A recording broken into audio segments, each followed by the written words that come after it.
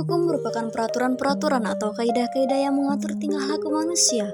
Norma hukum juga norma agama, tidak hanya dalam masyarakat luas, akan tetapi dalam dunia perkuliahan pun terdapat norma-norma yang harus dipatuhi oleh masyarakat kampus, yaitu dosen, pegawai, dan mahasiswa.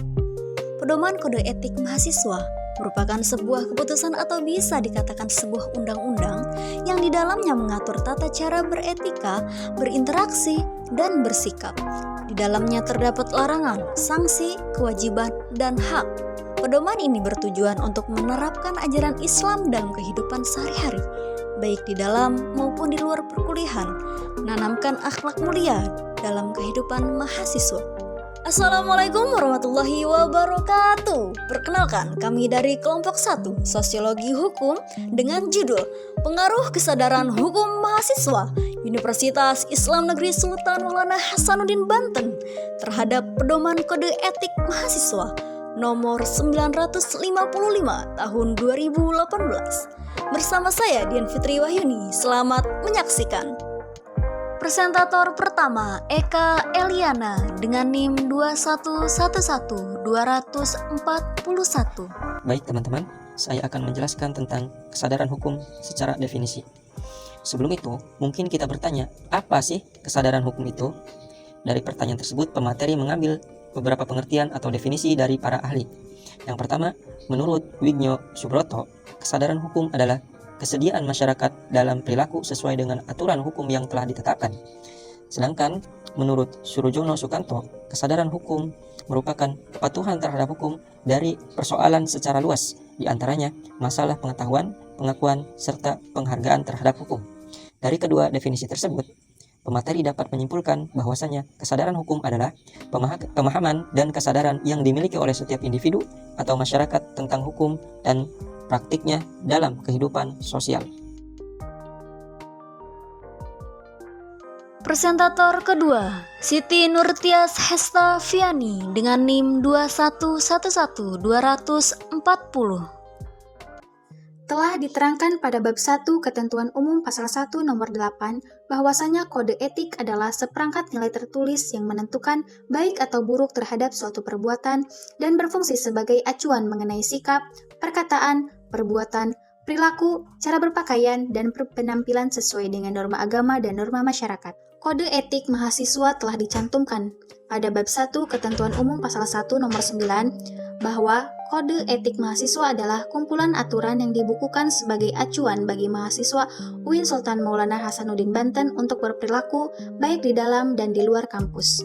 Dalam pasal 2 bab 2, maksud diberlakukannya kode etik mahasiswa UIN Sultan Maulana Hasanuddin Banten adalah untuk menerapkan ajaran Islam dalam kehidupan sehari-hari baik di dalam maupun di luar kampus, menanamkan akhlak mulia dalam kehidupan mahasiswa, memberikan landasan dan panduan kepada mahasiswa dalam bersikap, berkata, dan berperilaku selama studi di UIN. Dalam pasal 3 dikatakan tujuan diberlakukannya kode etik mahasiswa UIN Sultan Maulana Hasanuddin Banten adalah untuk menciptakan suasana akademik yang kondusif bagi mahasiswa UIN Sultan Maulana Hasanuddin Banten, memberikan perlindungan mahasiswa akan harkat, martabat, dan kewibawaannya di lingkungan UIN, mewujudkan sarjana UIN yang unggul, profesional, dan berakhlak karimah yang dapat menerapkan dan mengembangkan ilmu pengetahuan, sains, dan teknologi. Presentator selanjutnya, Siti Nur Anissa Amelia dengan NIM 2111237. Pengaruh kesadaran hukum mahasiswa UIN SMA Banten terhadap pedoman kode etik mahasiswa tahun 2018. Mahasiswa UIN mempunyai kewajiban beriman dan bertakwa kepada Allah Subhanahu wa Ta'ala, taat beribadah serta menjalankan ajaran agama, setia kepada negara Kesatuan Republik Indonesia berdasarkan Pancasila dan Undang-Undang Dasar 1945, menjunjung tinggi hukum negara Kesatuan Republik Indonesia, menjunjung tinggi akhlak mulia dengan penuh tanggung jawab, menjaga nama baik, harkat dan martabat UIN, menjunjung tinggi nilai-nilai kemanusiaan, menjunjung tinggi nilai-nilai dan kebebasan akademik dalam rangka pengembangan keilmuan. Mahasiswa UIN mempunyai hak mendapatkan pelayanan akademik dan administrasi sesuai dengan peraturan yang berlaku tanpa kecuali bagi yang berkebutuhan khusus, menggunakan fasilitas yang tersedia secara bertanggung jawab.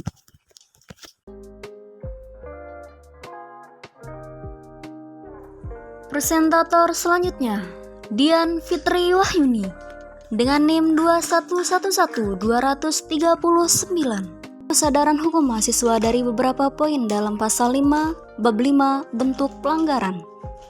Mahasiswa dapat dinilai melakukan pelanggaran kode etik apabila terbukti melakukan salah satu atau beberapa tindakan di bawah ini. Pertama, berbohong. Kedua, mengucapkan kata-kata yang tidak senonoh dan tidak sopan. Ketiga, melakukan penghinaan terhadap fisik seseorang, body shaming. Keempat, mengenakan pakaian yang tidak sesuai dengan standar busana UIN dan berpakaian berlebihan. Kelima, melakukan perbuatan yang mengganggu proses belajar mengajar. Keenam, melakukan perbuatan yang mengganggu ketertiban, kebersihan, keindahan, keamanan, dan kenyamanan kampus. Ketujuh, merokok di dalam zona larangan merokok.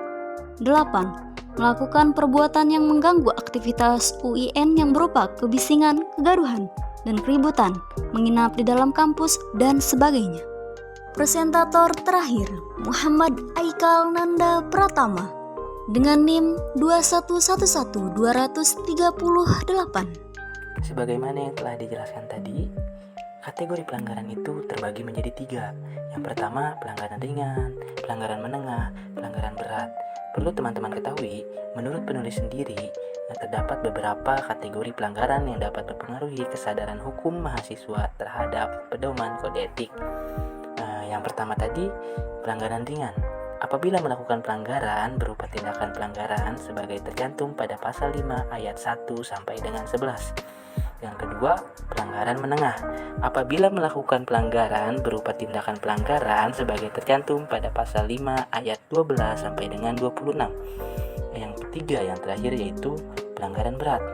Apabila melakukan pelanggaran berupa tindakan pelanggaran sebagai tercantum pada pasal 5 ayat 27 sampai dengan 47. Terima kasih.